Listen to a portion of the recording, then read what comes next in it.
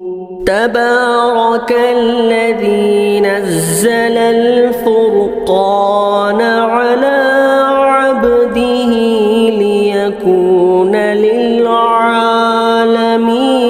نذيرا۔ مفتی صاحب اگر کسی مسجد کو سرکاری کاغذات میں ٹیکس سے بچنے کے لیے پریل حال لکھ دیں تو کیا اس کی اجازت ہے؟ دیکھیے بھائی، اس میں بہت زیادہ تفصیل ہے، میں بغیر تفصیل کے جائے بس 2 جملے میں بات ختم کرتا ہوں۔ اگر ٹیکس بچا کر آپ مسجد کا نام بجائے مسجد رکھنے کے جو نام ہے رکھنے کے آپ پریر حال نام رکھ دیں تو اس میں شرعاً کوئی بات نہیں، رکھ سکتے ہیں، لیکن شرط یہ ہے کہ آگے چل کے حکومتی سطح پر کوئی آپ پر قانونی کارروائی بھی ہو سکتی ہے، کیونکہ نام بدل کر کچھ رکھنے سے بھی قانونی کارروائی ہو سکتی ہے۔ اس لیے اگر اس طرح کی بات ہو تو آپ نہ کریں۔ اگر آئندہ چل کر کوئی خدشہ نہ ہو تو آپ اس کا نام پریر حال رکھ لیں، کوئی بات نہیں ہے۔ اسی طرح کسی بھائی نے سوال کیا ہے کہ مسجد کی چھت پر لائبریری اور پروگرام ہال بنانا کیسا ہے؟ دیکھیے، مسجد شرعی جو ہوتی ہے جہاں نماز پڑھائی جاتی ہیں، وہ نیچے جہاں سے مسجد نماز پڑھتے ہیں وہاں سے لے کر آسمان تک وہ مسجد ہی ہوتی ہے، اور زمین کے جس حصے پر مسجد بن جائے وہ 7واں زمین سے لے کر 7واں آسمان تک وہ مسجد ہی ہے، اس پر کوئی غیر شرعی کام نہیں کیا جا سکتا۔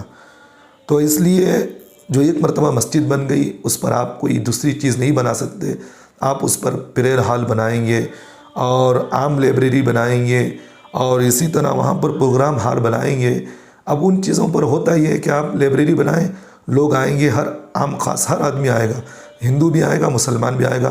اب ہندو پاک نہیں رہتا، وہ مسجد کے اندر داخل ہوگا۔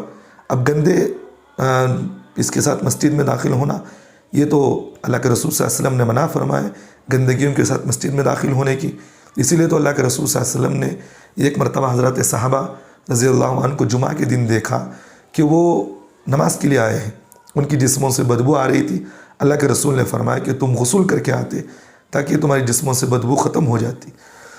تو معلوم یہ کہ مسجد کے اندر پاک صاف آنا چاہیے اور مسجد کے اندر گندی چیزیں بھی نہیں لانا، اس لیے اللہ کے رسول صلی اللہ علیہ وسلم نے مسجد میں کچی پیاز اور کچی لہسن کھانے سے بھی منع کیا ہے۔ تو اس لیے آپ ایک بات ذہن میں رکھیں، تو وہاں آپ لائبریری بنائیں گے تو ناپاک لوگ بھی مسجد میں آئیں گے، اور اسی طرح پروگرام ہال بنائیں گے تو کل کے دن مسلمان بھی ہیں تو غیر مسلم بھی وہاں آئیں گے۔ تو اس طرح کے چپل بھی پہن کر آ گئے، بہت سارے نازیبہ حرکتیں بھی ہونے لگیں گی۔ تو اس لیے مسجد شرعی کے اوپر پروگرام ہال بھی نہیں بنا سکتے، لائبریری ہال بھی آپ نہیں بنا سکتے۔ لیکن ایک بات یہاں، اگر آپ لائبریری بنانا چاہتے ہیں تو ان پر مسجد کے حصے میں نماز کا حصہ بنا دیں، اس کے ارد گرد کچھ الماریاں بنا دیں، قرآن شریف بھی رکھیں اور کچھ کتابیں بھی رکھ دیا کریں تاکہ آنے والے مصلی کتابیں بھی پڑھ لیں، نماز بھی پڑھ لیں۔ اس میں کوئی بات نہیں، اس میں کوئی قباحت بھی نہیں ہوگی۔ اللہ ہم تمام کو عمل کی توفیق دے۔